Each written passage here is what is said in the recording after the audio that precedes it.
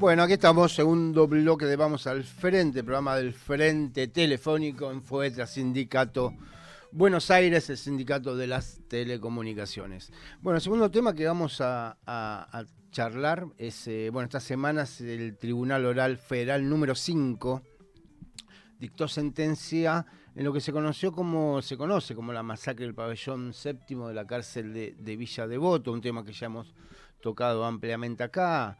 Esa masacre ocurrida en marzo de 1978, donde 65 presos resultaron muertos debido a una brutal represión del servicio penitenciario que custodiaba ese antro, ¿no?, de represión que fue la cárcel de Villa Devoto en aquellos terribles años de la dictadura militar.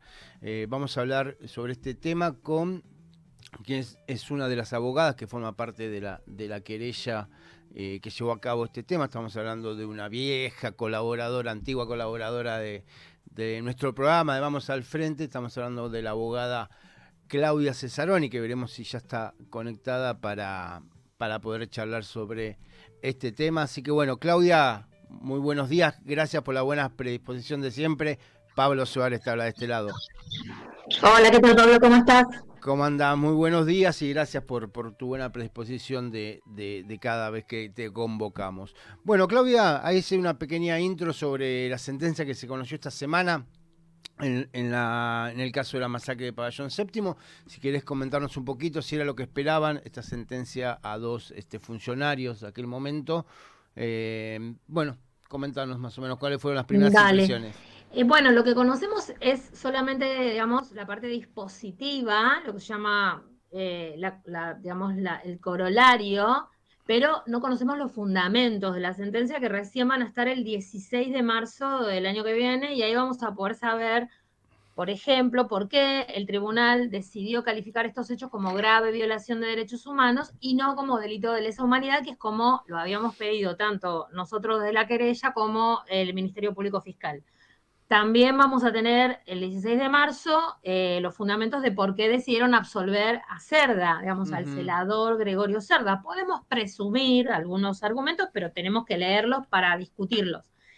En cuanto a la conformidad, bueno, es difícil que una sentencia dé todo lo que uno pide, ¿no? Digamos, en general, el pedido de la querella o el pedido del Ministerio Público Fiscal no es lo más habitual que se dé, o sea, el tribunal o los jueces concedan todo lo solicitado a ninguna de las partes. Obviamente las partes acusadas pidieron la absolución, dijeron que el hecho había prescripto, que había sido un motín.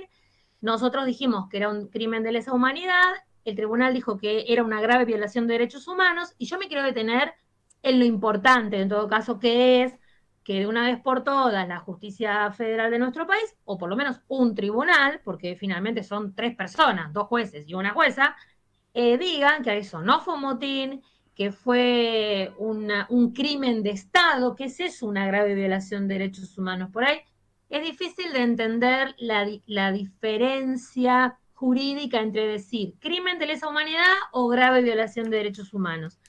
En cualquier caso, en los dos casos, o sea, en las dos categorías, no prescriben los hechos. Por eso pudieron ser condenados el exdirector Juan Carlos Ruiz, de la cárcel de Devoto, y el ex jefe de seguridad interna. Eso es muy importante, porque le da, digamos, una calificación, le da una definición a esos hechos que de ninguna manera fueron un motín, que de ninguna manera fue responsabilidad de los presos, que es lo que dijeron todo el tiempo las defensas. Prácticamente que, digamos, que la culpa de que haya habido 65 muertes era, incluso la defensora de Galíndez creo que llegó a decir, se les escapó de las manos, ¿no? Como los presos prendieron colchones Claro. porque sí, porque son locos, y se les fue de las manos y se murieron. Entonces, en ese sentido me parece muy importante. Sí, cabe recordar que la prensa de aquel momento, la Infobaes de aquel momento, hablaba del motín de los colchones, ¿no? Algo que lamentablemente se repitió o se mantuvo siempre en el discurso del poder. Uno recuerda la masacre de la comisaría 9 de abril, de Esteban Echeverría, de hace pocos Esteban años, que Echeverría. exactamente era el mismo título, ¿no? Se Sí, amotinan. sí, pero fíjate una cosa, Pablo. Uno de los cambios que ha habido y que, no sé, ahí desapareciste, no sé si Acá seguís. estoy, acá estoy, ¿Sigo acá estoy. hablando? Sí, sí, sí, te escuchamos, Claudia, dale. Ahí Bueno, estamos. no, hola, Ari, Te ¿cómo agregó estás? Ariel por eso. Lo quería sacar, pero Este, no pude y bueno. no, no, por favor, un amigo. Aparte, felicitaciones porque sé que hace poco has sido elegido en tu sindicato, así que felicitaciones, Ariel. Muchas gracias, Claudia.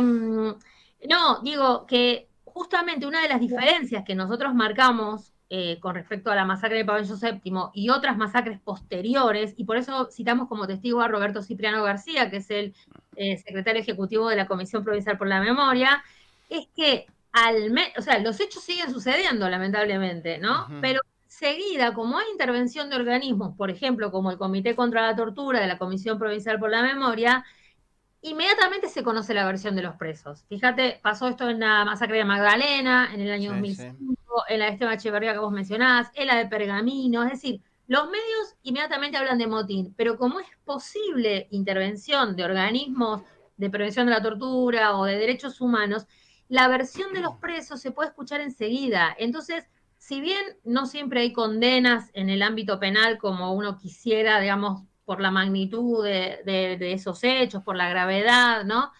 Yo esto lo he repetido con ustedes, en muchos lados, pensar lo que significa estar encerrado, pero digo, vuelvo a decirlo, pensar lo que significa estar encerrado en una celda de una comisaría, en un pabellón de la cárcel de Devoto, en un pabellón de la cárcel de Magdalena, encerrado, sin posibilidad de salida, que te disparen, que dejen que el fuego avance, que no tengas escapatoria, digamos, es una muerte horrenda. Y eso también es muy importante porque la condena no es solo por los muertos, que es un montón, son 65 personas asesinadas, sino por los tormentos, se decían en aquella época, torturas, decimos hoy, a los 88 sobrevivientes. Es decir, la calificación legal, que fue la que pedimos nosotros y la fiscalía, es la que tomó el tribunal, tormentos seguidos de muerte. O sea, se consideró que no solo se los mató, sino que previamente fueron torturados, ¿no? Por lo que significa estar encerrados, agonizando en ese contexto. Y eso también me parece que es muy importante, ¿no? Claro, como que también está el tema de la planificación, ¿no? Pues si bien me parece que ese es el otro, el agravante, ¿no? Claramente, y la impunidad que implicaba el momento político, donde, bueno, si se criminalizaba a un, no sé, a un dirigente sindical, a un delegado de fábrica, a un docente universitario, etcétera, ¿qué le quedaba al reo en la terminología, ¿no? Sí, sí, bueno, como digo, no conocemos los fundamentos, no sabemos lo que va a decir en ese sentido el tribunal. Nosotras, digamos, el equipo jurídico que comparto con Natalia de Alessandro y con Sí. Denise Feldman, Ujú. nosotras construimos este caso justamente haciendo hincapié, aunque parezca paradójico, porque uno piensa, bueno, los principales perseguidos de la dictadura eran aquellos que tenían aquellas militancia política, ¿no? Digamos, obviamente, Mm, alguna militancia sindical, barrial, lo que fuera. Sin embargo, las propias expresas políticas, las compañeras que llevamos como testigos al juicio y que nos acompañaron durante todo este proceso, ellas mismas se encargaron de explicarle al tribunal que estos presos comunes, ¿no? Esta categoría de preso común o presos sociales, tenían una situación de mayor vulnerabilidad que ellas, Ujú. ¿no? O sea, ¿por qué? Porque no tenían ninguna organización que los respaldara, porque no tenían, digamos, unidad política ni ideológica como tenían las compañeras y los compañeros privados de libertad, presos políticos y presas políticas, porque a nadie le importaban. O sea, esto que tantas veces hemos dicho con respecto a la situación de la cárcel, que a muy pocos les importa en el presente, en el pasado era exactamente igual. Entonces, fíjense que casi todos los testigos sobrevivientes que llevamos, cuando contaron cómo habían sido detenidos, y acá tuvimos algunos cruces con el presidente del tribunal porque nos decía, bueno, esto no es el objeto procesal, que contaran, por ejemplo, todos fueron torturados al momento de la detención. Todos. O sea, el uso de la tortura, la picana, colgarlos, era habitual, no solo para los detenidos por motivaciones políticas, sino para los detenidos comunes. Y eso pasaba como si fuera parte de, ¿no? de cierta normalidad. claro, Sí, sí. claro, claro. Entonces, Por eso ellos tenían, y me parece muy importante destacar esto porque son las propias ex compañeras presas políticas las que veían esta situación de tanta vulnerabilidad, ¿no? Claudia, como para ir cerrando la charla y agradeciéndote nuevamente la buena predisposición, te quería consultar si en el transcurso del juicio vos viste o notaste esa diferencia, el trato que hubo para causas de lesa humanidad de militantes, de compañeros y compañeras militantes políticos o dirigentes, y en este caso de compañeros de presos comunes. ¿Viste algún tipo de diferencia en el transcurso? Mira, a veces teníamos esa sensación con el trato a los sobrevivientes, ¿no? Y con las preguntas acerca de los motivos de la detención, ¿no? O sea, Mm. ¿por qué estaban por robar, por esto, por lo otro? Y en los alegatos de las defensas, eso estuvo bastante presente, sobre todo en la defensa, en alguna defensa en particular del exdirector y del el ex jefe de seguridad interna, ¿no?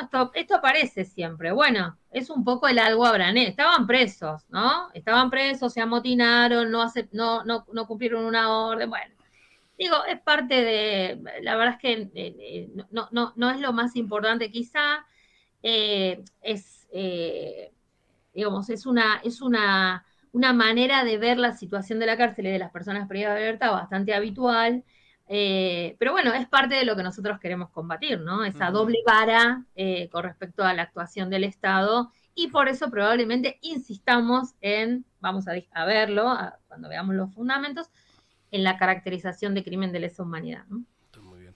Es Claudia Cesaroni que nos dice esto, abogada, sobre la sentencia a quienes ejecutaron aquella terrible masacre en tiempos de dictadura. Claudia, te agradecemos el contacto una vez más con Vamos al Frente con Radiográfica. Vos sabés que estás invitada cuando así lo requieras a poder difundir esto y poder debatir estos temas que son tan necesarios de poner en la voz pública. Te mandamos un Dale, abrazo grande. muchísimas gracias. Muchas gracias. Un abrazo. Abrazo, Hasta Clau. pronto. Chao. Muy bien, ahí pasaba Claudia Cesaroni acá en el aire de Radiográfica.